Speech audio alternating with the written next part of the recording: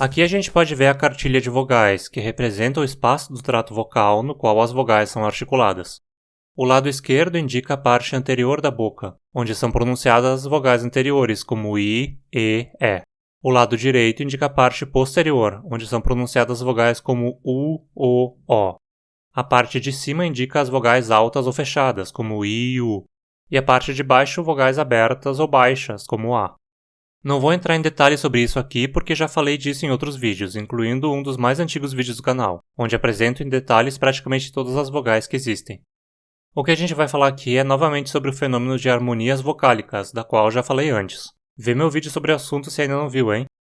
Aqui o foco vai ser explicar como diferentes tipos de harmonias vocálicas surgem nas línguas. Algumas são mais fáceis de explicar e outras parecem desafiar a lógica, e talvez algumas, se você for conlangueiro, podem ser uma péssima ideia caso tenha pensado nelas, porque simplesmente não existem. Esse vídeo foi inspirado num pedido feito por um inscrito do canal que enviou sua sugestão de vídeo junto com um Pix de apoio. Essa é uma das formas de você ajudar o canal e ainda ter suas sugestões de vídeo sendo prioridade. Manda um Pix junto com ele a sua ideia de vídeo. Enfim, o tipo de harmonia vocálica mais famoso provavelmente é o que ocorre em línguas urálicas e túrquicas, onde ocorre um contraste entre vogais anteriores e posteriores. Pense num sistema vocálico simples de 5 vogais, A, E, I, O, U, como encontramos em espanhol, basco, havaiano ou grego moderno. Temos 2 vogais anteriores, I, E, e 2 posteriores, U, O, com uma supostamente mais neutra, A, mas ela costuma ter um feeling de vogais mais posteriores. Para entender melhor isso, eu precisaria entrar no campo da fonética acústica, que não é o foco aqui. Eventualmente eu posso fazer um vídeo desse assunto, mas eu mesmo primeiro preciso estudar mais a respeito. Enfim, numa língua com harmonia vocálica do tipo anterior-posterior, a tendência é que vogais anteriores e posteriores não possam coexistir dentro da mesma palavra. Mas como uma coisa dessas evolui? A gente pode ter uma ideia olhando para as línguas germânicas, onde uma harmonia parcial ocorreu, o chamado umlaut. Veja esses exemplos de palavras em alemão antigo. Dunni, fino, Fuß, pé, e Fuße, pés, Boche, malvado, Hand, mão, Hante, mãos. Perceba que não existe nenhum tipo de harmonia vocálica anterior-posterior aqui, porque temos I ocorrendo junto com A ou U.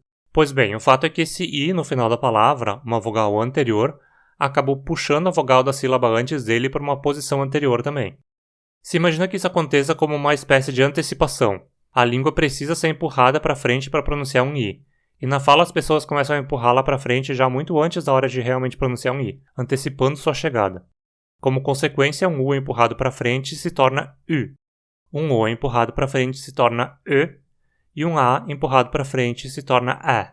Assim, Dunni se tornou Dünni, Furz se manteve Furz, mas Fuße se tornou Füße. Boche se tornou Bösche, Hand se manteve Hand, mas Hante se tornou Hente. Mas um detalhe importante é que só um I causou esse fenômeno. Nenhuma outra vogal fez o mesmo. Um E, apesar de ser anterior, não puxou a vogal para frente. E da mesma forma um U ou O não puxou a vogal para trás. Isso é diferente do que vemos em línguas urálicas e túrquicas, onde o processo ocorreu nos dois sentidos. Nelas, um I também pode virar um U e um E pode virar um O. Infelizmente não temos registro de nenhuma língua em estágio anterior e posterior ao desenvolvimento de harmonia vocálica, nem de línguas próximas onde uma tenha mantido um sistema de vogais anterior ao desenvolvimento da harmonia vocálica. Entre as famílias de línguas com harmonia vocálica desse tipo conhecidas, como as mencionadas urálicas e túrquicas, o ancestral reconstruído já tinha harmonia. Então a gente só pode especular que ela tenha surgido da mesma forma que o umlaut, do qual existe registro de estágios anteriores e posteriores. Então em proto-túrquico são reconstruídas palavras como bedük, grande, kalın, grosso, küçük, pequeno, orman, floresta, onde as formas ancestrais provavelmente eram algo como beduk, kalın, küçük, orman. Se imagina que a harmonia vocálica tenha ocorrido de forma progressiva. As primeiras vogais da palavra definem a posição das próximas, pois é assim que ocorre hoje. Sufixos concordam com o tipo de vogal dos radicais e não o contrário. Então, nesse caso, a harmonia não surge por uma antecipação, mas sim por uma manutenção da posição da língua, diferente do umlaut. Enfim, se você quer evoluir a harmonia vocálica do tipo anterior-posterior na sua língua, eu sugiro fazer dessa maneira. Esse tipo de harmonia também é chamada de harmonia horizontal, pois os pares de vogais, a anterior e sua correspondente posterior, estão localizadas no mesmo nível de abertura da boca. Mas apesar de esse tipo de harmonia ser bem famoso, ele não é o tipo mais encontrado no mundo. O tipo mais comum de se encontrar é a chamada harmonia de raiz da língua. Nesse tipo de harmonia, considera-se que a posição da raiz da língua como mais avançada ou mais retraída seja o que diferencia vogais de um grupo do outro. Vamos tentar ver isso começando de novo com um conjunto de 5 vogais básicas. Pronuncie elas aí como você pronunciaria em português. I, E, A, O, U. Agora tente pronunciar de novo, mas enquanto faz isso, empurre a raiz da língua para trás, na garganta. Vejam I. Retraindo a língua, chegamos a algo como E. Perceba que essa retração da raiz acaba forçando a ponta da língua a baixar mais na boca, criando um contraste entre um I aberto e um I fechado, basicamente I e E. Da mesma forma, acabamos com coisas como U e O, E e O e O. A vogal A já é bem baixa e a raiz da língua já está posicionada bem para trás, então ela costuma ser vista como uma vogal de raiz retraída e não avançada. É mais comum nesse caso, então, que ela desenvolva uma contraparte com a raiz avançada, algo como A. Esse tipo de harmonia é muito mais comum pelo mundo que a harmonia anterior-posterior. Como aqui as vogais que formam o par estão no mesmo nível vertical, essa harmonia costuma ser chamada de harmonia vertical também. Apesar de ser um tipo de harmonia muito mais comum, ela parece ser bem instável e tem grandes tendências a desmanchar com o tempo. Afinal, olha só como a distância entre as duas vogais do mesmo par é pequena, né? A diferença entre um I e um E e um E, é muito menor que entre um U e um U, ou um E e um A. E se você começar a tentar aumentar a distância entre os pares para esticá-los para cima e para baixo, eles acabam chegando perto demais uns dos outros, como começar a aproximar um E de um E e tal. Mas como esse tipo de harmonia surge? Na harmonia horizontal é fácil perceber como um tipo de vogal puxa o outro tipo, né? Afinal, lá todas as anteriores estão num extremo da boca e todas as posteriores no outro. Mas nesse sistema vertical elas se alternam. Temos vogais de raiz avançada no topo, aí uma linha de raiz retraída, outra de raiz avançada, outra de raiz retraída e assim por diante. Pois bem, parece haver diferentes maneiras de esse sistema surgir. Como o nome relacionado à raiz da língua dá a entender, elas costumam surgir por algum tipo de fenômeno que ocorre na garganta, na região da faringe geralmente, ou ao menos é o que se pode deduzir. Não existem muitos estudos abordando a possível origem da harmonia desse tipo, pois, como de praxe, em muitos casos, o sistema já está lá nas línguas mais antigas registradas. Mas veja, por exemplo, as vogais do árabe, que são apenas 3, geralmente pronunciadas como algo como I, U, E, como nas palavras kabir e hum. Agora, se a vogal ocorre após uma consoante uvular, faríngea ou faringializada, consoantes que necessitam que a raiz da língua seja retraída, as vogais são puxadas para baixo e acabam ficando com a pronúncia mais similar a E, U, A. É isso que temos em palavras como qasir e hut. Esses tipos de fenômenos faríngeos em consoantes podem se espalhar facilmente por assimilação em harmonias consonantais e acabam causando uma harmonia vocálica da raiz da língua junto com elas. Se depois esse aspecto faringializador sumisse das consoantes, poderia ainda manter seu reflexo nas vogais, criando assim uma harmonia vocálica de raiz de língua independente das consoantes. Muitas línguas níger-congolesas possuem harmonia de raiz de língua, incluindo algumas bantas, além do Akan, uma das mais bem estudadas nesse quesito.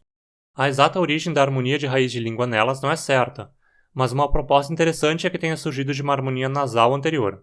Nessa hipótese, uma língua ancestral desenvolveu a harmonia nasal primeiro, mais ou menos como o que acontece no Guarani e que já apresentei em outro vídeo.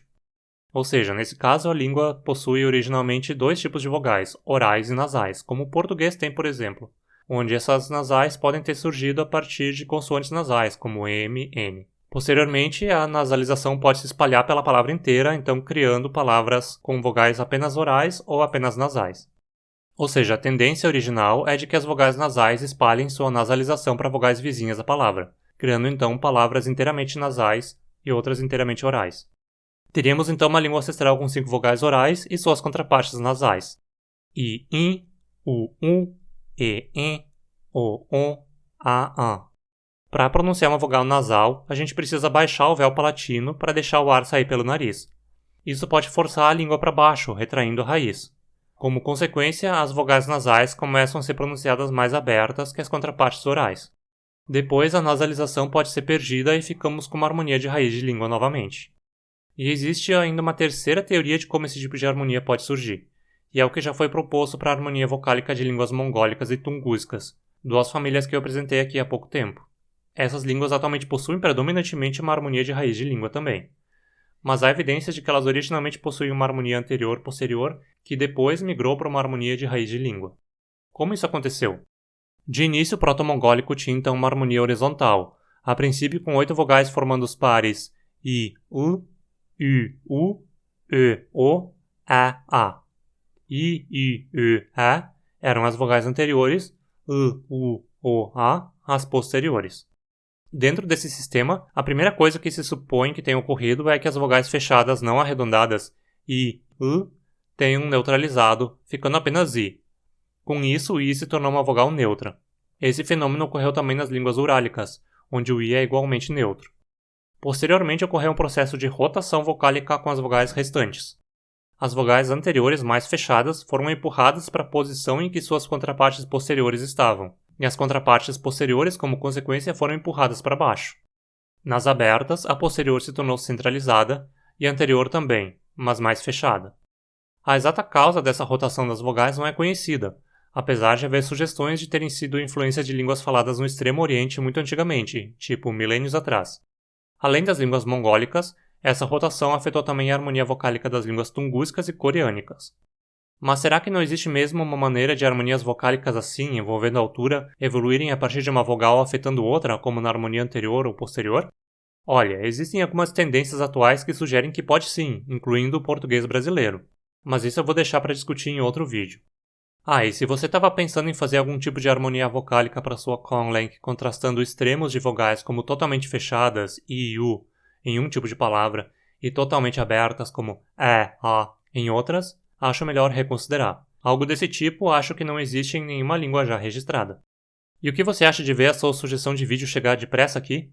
É só apoiar o canal com um Pix, um valeu demais, ou se tornando um membro aqui no YouTube, ou um apoiador no Apoia-se. Sua ajuda é muito importante para manter o canal ativo. Se você não tem como ajudar financeiramente, pelo menos deixe sua curtida e se inscreva. E comente aí embaixo para aumentar o engajamento. Eu também tô lá no Instagram, me segue lá. Abraços e até mais!